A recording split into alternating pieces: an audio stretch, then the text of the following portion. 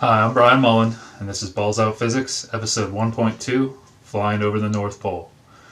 I gotta thank Deep Inside the Rabbit Hole for pointing this out, because it really helped me develop a south-north-north-south flight problem, where I think the issue that I was trying to explain in episode 1.0 is really shown. And so, what I have here is a view of the Earth looking down on the North Pole, kind of like I was talking about in episode 1.1, looking down on the North Pole like this. What I have is Quito, Ecuador here, and Singapore over here. And so, if you look at this on the globe right here, Quito is right here in Ecuador. We're going to say it's right at the equator. It's a little south. Okay. We're going to take a flight from Quito over the North Pole to Singapore over here by my thumb. Okay. Now, Singapore is at 104 degrees east of the prime meridian, and Quito is about 78 degrees west. And so that's 182 degrees between them. But I'm showing a straight line here. We're just going to assume that they're 180 degrees away from each other.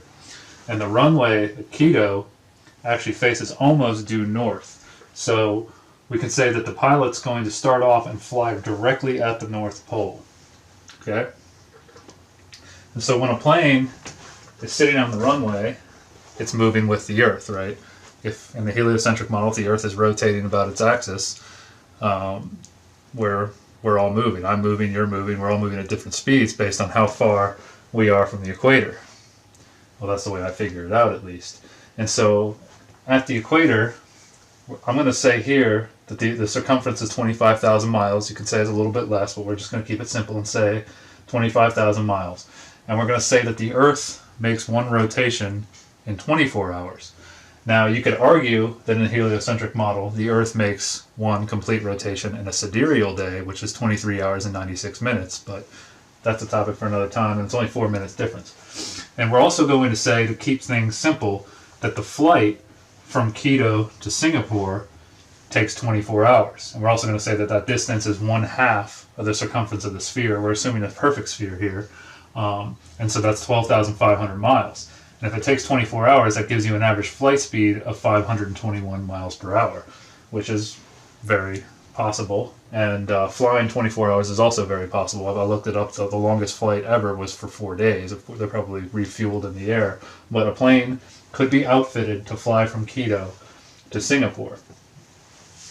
So now, when the plane is sitting on the runway in Quito, facing north, here on Quito, the Earth is rotating, right? And so, if the Earth makes one rotation in 24 hours, 25,000 mile circumference divided by 24 hours gives you speed and instantaneous velocity on the Earth of 1,042 at the equator. At the equator gives you an instantaneous velocity of 1,042 miles per hour. Now you notice for the plane, I wrote speed instead of velocity, because in physics, speed is just a rate, whereas velocity is a rate and a direction, or having a vector. And I'll get back to that in a minute why I wrote speed there. So the plane is sitting in Quito, use a marker here to represent the plane, facing due north towards the North Pole, and it takes off and leaves the runway. And as the plane begins to fly towards the North Pole, well, the speed of the Earth below the plane would change, right? Because since velocity is distance divided by time, or speed is distance divided by time, whatever you want to look at it, the circumference of the Earth around the axis of rotation decreases as you fly north, right? Because the Earth is curved. And so I just did this by drawing it in CAD. When the plane gets to New York City, or at the same latitude as New York City, around there, the speed of the Earth has dropped to 800 miles per hour. But the plane should still be moving at VE, the velocity at the equator, with 1,042 miles per hour, right? Because on the runway, it was moving 1,042 miles per hour. What slowed it down? That's its moving. If you go back to episode 1.1, I was asking the question, how does the atmosphere spin perfectly with the Earth? Let's say it does.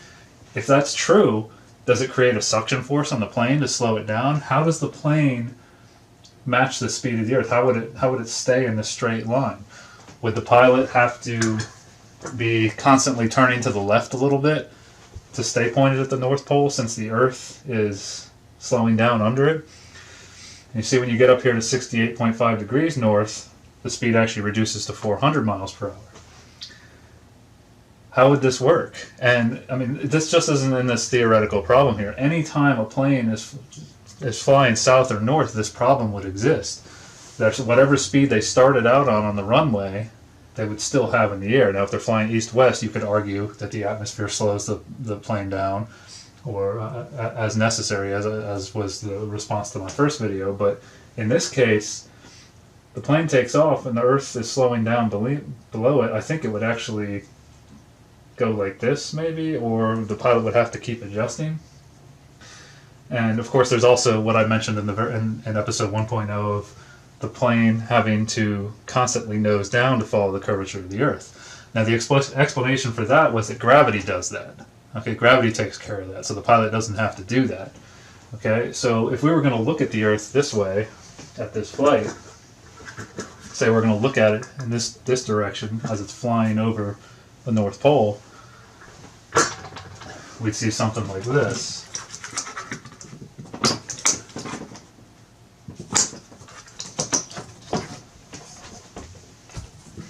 Okay, so here's the Earth, North Pole here, this is your axis of rotation, and here's the plane traveling in this path. Now, gravity is what keeps it following the curvature of the Earth, right?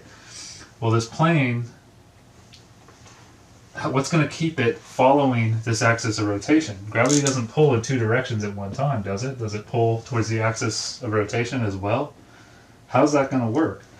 And so the plane, as it's moving, flying over the North Pole, is going to encounter the Earth actually changing directions below it. Because here the Earth is moving this way, and as the plane crosses the North Pole, now the Earth is going the other way.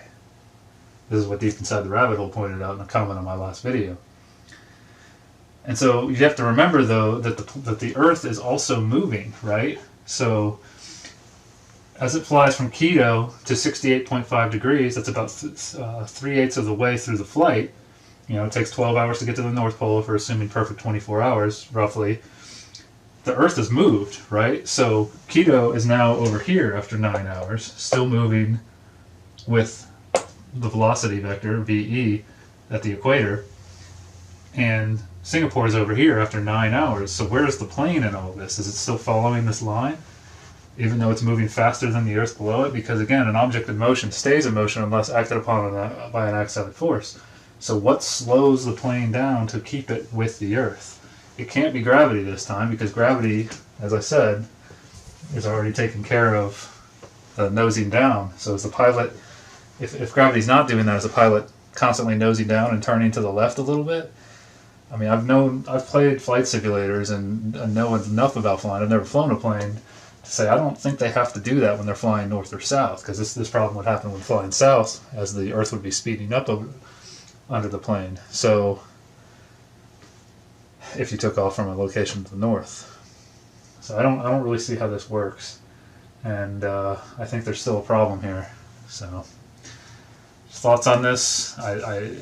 When relativity problems are done, they're always done with something moving in a straight line, linear motion, not circular motion.